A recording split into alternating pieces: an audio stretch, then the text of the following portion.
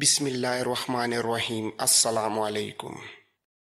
کعب بن اسد نے ہارے ہوئے لہجے میں کہا، مجھے انکار نہیں، لیکن میں نے وہ گناہ کیا نہیں جو ابو سفیان مجھ سے کرانا چاہتا تھا۔ سعد رضی اللہ تعالی عنہ بن معاذ نے کہا، اس لیے نہیں کیا کہ تو اس سے یرغمال میں اونچے خاندانوں کے آدمی مانگتا تھا۔ اس سے پہلے تو نے اسے کہہ دیا تھا کہ تیرا قبیلہ مدینہ کے ان مکانوں پر شبخون مارے گا جس میں ہماری عورتیں اور بچے تھے۔ تو نے ایک مخبر بھی بھیجا تھا، بدبخت انسان، تو نہ سوچ سکا کہ مسلمانوں کی ایک عورت بیدار ہوئی تو وہ یہودیوں کی شیطانیت کو صرف ایک ڈنڈے سے کچل دے گی۔ کعب بن اسد نے شکست خوردہ آواز میں کہا، میں جانتا ہوں تمہیں نعیم بن مسعود نے خبر دی ہے کہ میں نے تم سے بدعہدی کی ہے۔ تم یہ جان لو کہ یہ خبر غلط نہیں۔ میں نے جو کچھ کیا وہ اپنے قبیلے کی سلامتی کے لیے کیا تھا۔ سعد بن معاذ نے کہا، اب اپنے قبیلے کے لیے سزا خود ہی مقرر کر لو۔ تو جانتا ہے کہ معاہدہ توڑنے والے قبیلے کو کیا تاوان دینا پڑتا ہے۔ اگر تو خود اپنی سزا کا فیصلہ نہیں کرتا تو بھی تجھے معلوم ہے کہ تیرے قبیلے کا انجام کیا ہوگا۔ کیا تو بنو کینکا اور بنو نذیر کا انجام بھول گیا ہے؟ مجھے اس زخم کی قسم جو میں نے خندق کی لڑائی میں کھایا ہے، تیرے قبیلے کا انجام ان سے زیادہ برا ہوگا۔ کعب بن اسد نے کہا، ہاں سعد، میں جانتا ہوں میرے قبیلے کا انجام کیا ہوگا۔ ہمارے بچے اور ہماری عورتیں بھی ختم ہو جائیں گی۔ میرا فیصلہ یہ ہے کہ معاہدے کے مطابق میرے قبیلے کے تمام مردوں کو قتل کر دو اور ہماری عورتوں اور ہمارے بچوں کو اپنے ساتھ لے جاؤ، وہ زندہ تو رہیں گے۔ سعد بن معاذ نے کہا، صرف زندہ نہیں رہیں گے، وہ خدا کے سچے نبی صلی اللہ علیہ وسلم کی رحمت کی بدولت باعزت زندگی بسر کریں گے۔ اپنے تمام آدمیوں کو باہر نکالو۔ سعد بن معاذ واپس آئے اور رسول کریم سے کہا، یا رسول اللہ، بنو قریظہ نے اپنی سزا خود مقرر کی ہے۔ ان میں جو آدمی لڑنے کے قابل ہیں انہیں قتل کر دیا جائے اور عورتوں، بچوں اور بوڑھوں کو اپنی تحویل میں لے لیا جائے۔ سب نے دیکھا کہ بنو قریظہ کے لوگ قلعے سے باہر آ رہے تھے۔ محاصرے میں سے کسی کو باغ نکلنے کا موقع نہ ملا۔ مورخوں نے لکھا ہے کہ یہودیوں کی تاریخ فتنہ و فساد اور بدعہدی سے بھری پڑی تھی۔ اسے خدا کی دھتکاری ہوئی قوم کہا گیا تھا۔ ان کے ساتھ جس نے بھی نرمی برتی اسے یہودیوں نے نقصان پہنچایا۔ چنانچہ بنو قریظہ کو بخش دینا بڑی خطرناک حماقت تھی۔ مسلمانوں نے اس قبیلے کے ایسے تمام آدمیوں کو قتل کر دیا جو لڑنے کے قابل تھے اور بوڑھوں، عورتوں اور بچوں کو اپنی تحویل میں لے لیا۔ دو مورخین نے لکھا ہے کہ رسول کریم نے بنو قریظہ پر فوج کشی کی تو یہودیوں نے بڑا سخت مقابلہ کیا۔ مسلمانوں نے 25 روز بنو قریظہ کو محاصرے میں لیے رکھا۔ آخر یہودیوں نے رسول اکرم کو پیغام بھیجا کہ سعد بن معاذ کو ان کے پاس صلح کی شرائط طے کرنے کے لیے بھیجا جائے۔ چنانچہ سعد بن معاذ گئے اور یہ فیصلہ کر کے آئے کہ بنو قریظہ کے آدمیوں کو قتل کر دیا جائے اور ان کی عورتوں اور بچوں کو مال غنیمت میں لے لیا جائے۔ جن یہودیوں کو قتل کیا گیا ان کی تعداد 400 تھی۔ زیادہ تر مورخوں نے لکھا ہے کہ بنو قریظہ نے مقابلہ نہیں کیا اور اپنے کیے کی سزا پانے کے لیے قلعے سے نکل آئے۔ مدینہ میں یہودیوں کے قتل عام کے ساتھ یہ ذکر دلچسپی سے خالی نہ ہوگا کہ اس سے پہلے مسلمانوں نے یہودیوں کے 2 قبیلوں بنو نذیر اور بنو کینکا کو ایسی ہی بدعہدی اور فتنہ پردازی پر ایسی ہی سزا دی تھی۔ ان قبیلوں کے بچے کچھ یہودی شام کو بھاگ گئے تھے۔ شام میں ایرانیوں کی حکومت تھی۔ ایک عیسائی بادشاہ ہرقل نے حملہ کر کے شام پر قبضہ کر لیا۔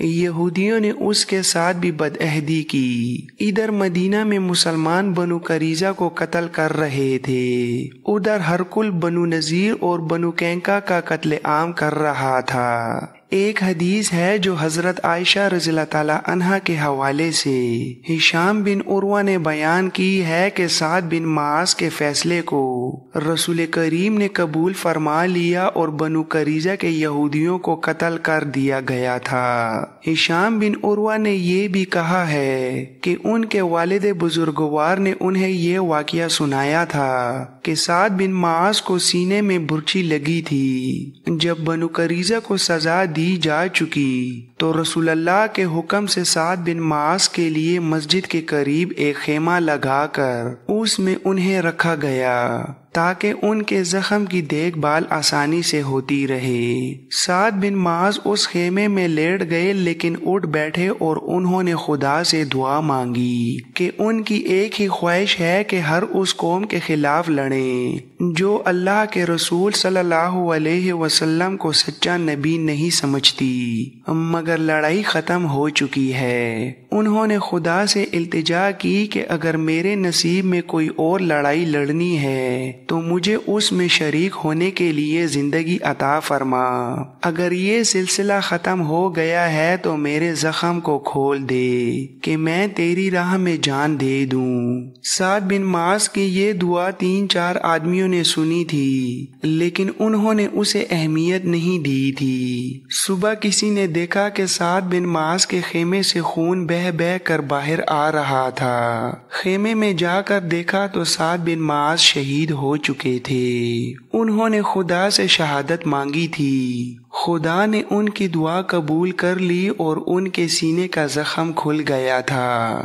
بنو قریظہ کی تباہی کی خبر مکہ پہنچی تو سب سے زیادہ خوشی ابو سفیان کو ہوئی۔ ابو سفیان نے کہا، خدا کی قسم، بنو قریظہ کو اس بدعہدی کی سزا ملی ہے جو اس کے سردار کعب بن اسد نے ہمارے ساتھ کی تھی۔ اگر اس کا قبیلہ مدینہ پر شب خون مارتا رہتا تو فتح ہماری ہوتی اور ہم بنو قریظہ کو موت کی بجائے مال غنیمت دیتے۔ کیوں خالد، کیا بنو قریظہ کا انجام بہت برا نہیں ہوا؟ خالد نے ابو سفیان کی طرف ایسی نگاہوں سے دیکھا جیسے اسے اس کی بات اچھی نہ لگی ہو۔ کیا تم بنو قریظہ کے اس انجام سے خوش نہیں ہو خالد؟ خالد نے کہا، مدینہ سے پسپائی کا دکھ اتنا زیادہ ہے کہ بڑی سے بڑی خوشی بھی میرا یہ دکھ ہلکا نہیں کر سکتی۔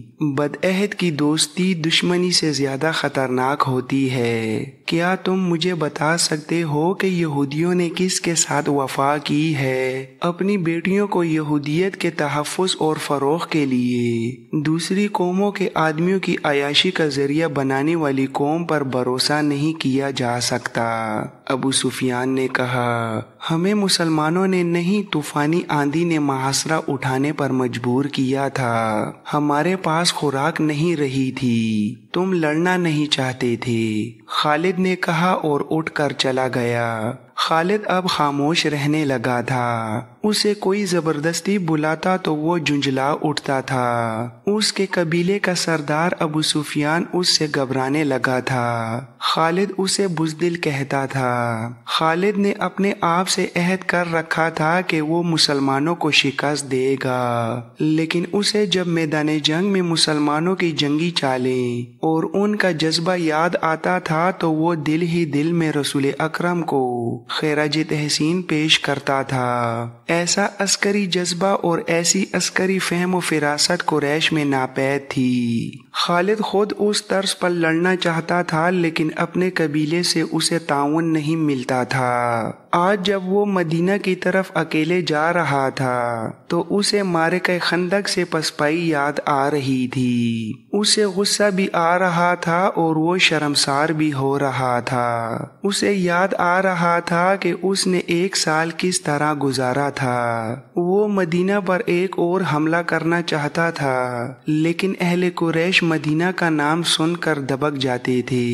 آخر اسے اطلاع ملی کہ مسلمان مکہ پر حملہ کرنے آ رہے ہیں۔ اسے یہ خبر ابو سفیان نے سنائی تھی۔ خالد نے ابو سفیان سے کہا، मुसलमान मक्का पर हमला करने सिर्फ इसलिए आ रहे हैं कि हमने साबित कर दिया है कि कबीले कुरैश मोहम्मद सल्लल्लाहु अलैहि वसल्लम से डरता है। क्या तुमने अपने कबीले को कभी बताया है कि मुसलमान मक्का पर हमला कर सकते हैं? क्या कबीला हमला रोकने के लिए तैयार है? अबू सुफियान ने कहा, अब इस बहस का वक्त नहीं कि हमने क्या किया और क्या नहीं। मुझे इत्ला देने वाले ने बताया है कि मुसलमानों की तादाद तकरीबन 1,500 है। तुम कुछ सोच सकते हो? खालिद ने कहा, मैं सोच चुका हूँ, मुझे 300 सवार दे दो। मैं मुसलमानों को रास्ते में रोक लूंगा। मैं कराउलगीम की पहाड़ियों में घात लगाऊंगा।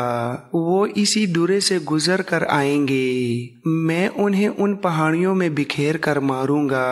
अबू सुफियान ने कहा, तुम जितने सवार चाहो ले लो और फौरन रवाना हो जाओ। ऐसा ना हो कि वो दूरे से गुजर आए। खालिद को आज याद आ रहा था कि उस खबर ने उसके जिस्म में नई रूह फूंक दी थी। उसने उसी रोज 300 सवार तैयार कर लिए थे। मुसलमानों की तादाद 1,400 थी। उनमें ज्यादातर नफरी प्यादा थी। खालिद खुश था कि अपने सवारों की क़यादत उसके हाथ में है। अब अबू सुफियान उसके सर पर सवार नहीं, सब फैसले उसे खुद करने थे। वो मुसलमानों को फैसला कुन शिकस्त देने के लिए रवाना हो गया।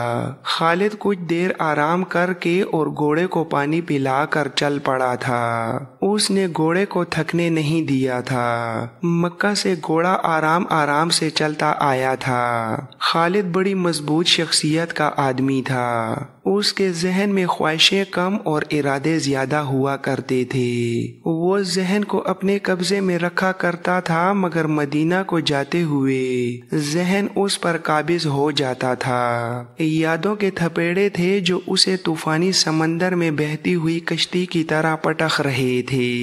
कभी उसकी जहनी कैफियत ऐसी हो जाती जैसे वो मदीना बहुत जल्दी पहुंचना चाहता हो, और कभी यूं जैसे उसे कहीं भी पहुंचने की जल्दी ना हो। उसकी आंखों के आगे मंजिल सेराब बन जाती और दूर ही दूर हटती नजर आती थी। घोड़ा अपने सवार के जहनी खलफशार से बेखबर चला जा रहा था। सवार ने अपने सर को झटक कर गिरदोपेश को देखा। वो जरा बुलंद जगह पर जा रहा था। उफक से ओहद का सिलसिलेकू और ऊपर उठ आया था।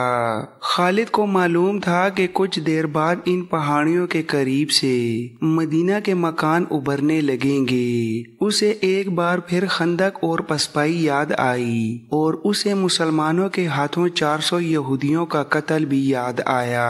बनु करीजा की उस तबाही की खबर पर कुरैश का सरदार अबू सुफियान तो बहुत खुश हुआ था, मगर खालिद को ना खुशी हुई ना अफसोस हुआ। खालिद को ख्याल आया कि कुरैश यहूदियों की फरेबकारियों का सहारा लेकर मोहम्मद सल्लल्लाहु अलैहि वसल्लम के पैरोकारों को शिकस्त देना चाहते हैं। उसने अपने माथे पर हाथ फेरा, जैसे इस ख्याल को जहन से साफ कर देना चाहता हो। उसका जहन पीछे ही पीछे हटता जा रहा था। घंटियों की मुतरन्नम आवाजें उसे माजी से निकाल लाईं। उसने दाएं बाएं देखा। बाएं तरफ वसी नशेब था। खालिद ऊपर ऊपर जा रहा था। नीचे 4 ऊंट चले आ रहे थे। ऊंट एक दूसरे के पीछे थे। उनके पहलू में एक घोड़ा था। ऊंटों पर 2 औरतें, चंद बच्चे और 2 आदमी सवार थे। ऊंटों पर सामान भी लदा हुआ था। घुड़सवार बूढ़ा आदमी था। ऊंट की रफ्तार तेज थी। खालिद ने अपने घोड़े की रफ्तार कम कर दी। ऊंटों का ये मुख्तसर सा काफिला उसके करीब आ गया। बूढ़े घुड़सवार ने उसे पहचान लिया। तुम्हारा सफर आसान हो वलीद के बेटे। बूढ़े ने बाजू बुलंद करके लहराया और बोला, नीचे आ जाओ, कुछ देर इकट्ठे चलेंगे। खालिद ने घोड़े की लगाम को एक तरफ झटका दिया और हल्की सी एड़ी लगाई तो घोड़ा नीचे उतर गया। खालिद ने अपना घोड़ा बूढ़े के घोड़े के पहलू में ले जाकर खुशी का इजहार किया और कहा, हा अबू जरीज, ये सब तुम्हारा खानदान है। बूढ़े अबू जरीज ने कहा, हाँ ये मेरा खानदान है। और तुमने نے خالد بن ولید کدھر کا رخ کیا ہے؟ مجھے یقین ہے کہ مدینہ کو نہیں جا رہے۔ مدینہ میں تمہارا کیا کام؟ یہ قبیلے غطفان کا ایک خاندان تھا جو نقل مکانی کر کے کہیں جا رہا تھا۔ ابو جریج نے خود ہی کہہ دیا تھا کہ خالد مدینہ تو نہیں جا رہا، تو خالد نے اسے بتانا مناسب بھی نہ سمجھا۔ ابو جریج نے کہا، اہل قریش کیا سوچ رہے ہیں؟ کیا یہ صحیح نہیں کہ محمد صلی اللہ علیہ وآلہ وسلم کو لوگ نبی مانتے ہی چلے جا رہے ہیں؟ کیا ایسا نہیں ہوگا کہ ایک روز مدینہ والے مکہ پر چڑھ دوڑیں گے اور ابو سفیان ان کے آگے ہتھیار ڈال دے گا؟ خالد نے کہا، سردار اپنی شکست کا انتقام لینا ضروری نہیں سمجھتا، وہ ہتھیار ڈالنے کو بھی برا نہیں سمجھے گا۔ خالد نے کہا، کیا تمہیں یاد نہیں کہ ہم سب مل کر مدینہ پر حملہ کرنے گئے تھے تو مدینہ والوں نے اپنے ارد گرد خندق کھود لی تھی؟ ہم خندق پھلانگ سکتے تھے، میں خندق پھلانگ گیا تھا، اکرمہ بھی خندق کے پار چلا گیا تھا، مگر ہمارا لشکر جس میں تمہارے قبیلے کے جنگجو بھی تھے دور کھڑا تماشا دیکھتا رہا تھا۔ مدینہ سے پسپا ہونے والا سب سے پہلا آدمی ہمارا سردار ابو سفیان تھا۔ ابو جریج نے اپنا ایک ہاتھ جو ضعیفی سے کانپ رہا تھا خالد کے آگے کر کے کہا، میرے بازوں میں طاقت نہیں رہی ابن ولید، میرا جسم ذرا سا بھی ساتھ دیتا تو میں بھی اس معرکے میں اپنے قبیلے کے ساتھ ہوتا۔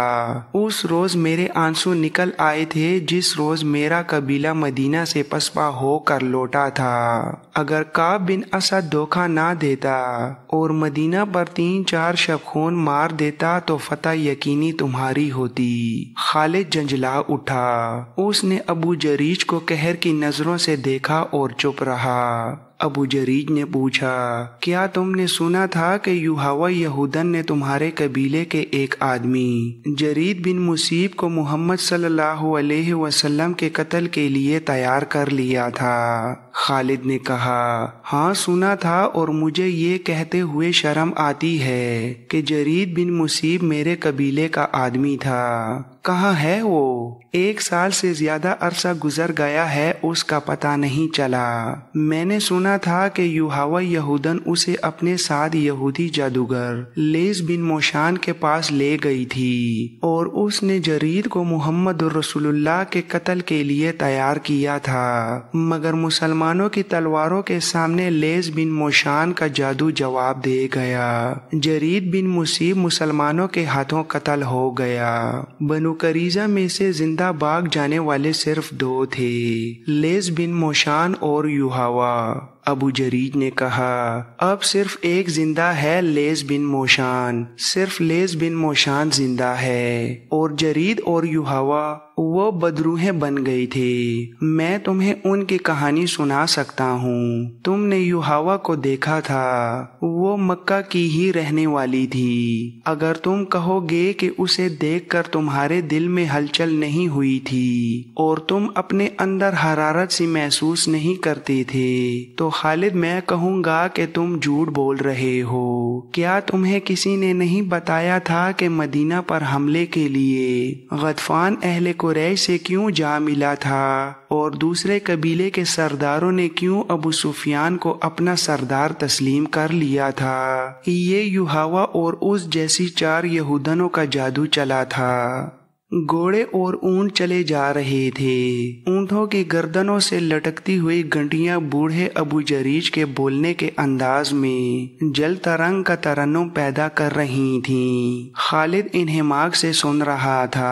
ابو جریج کہہ رہا تھا، جرید بن مصیب یوحوا کے عشق کا اسیر ہو گیا تھا۔ تم نہیں جانتے ابن ولید، یوحوا کے دل میں اپنے مذہب کے سوا کسی آدمی کی محبت نہیں تھی۔ وہ جرید کو اپنے تلسم میں گرفتار کر کے اپنے ساتھ لے گئی تھی۔ میں لیس بن موشان کو جانتا ہوں، جوانی میں ہماری دوستی تھی۔ جادوگری اور شعبدہ بازی اس کے باپ کا فن تھا، باپ نے یہ فن اسے ورثے میں دیا تھا۔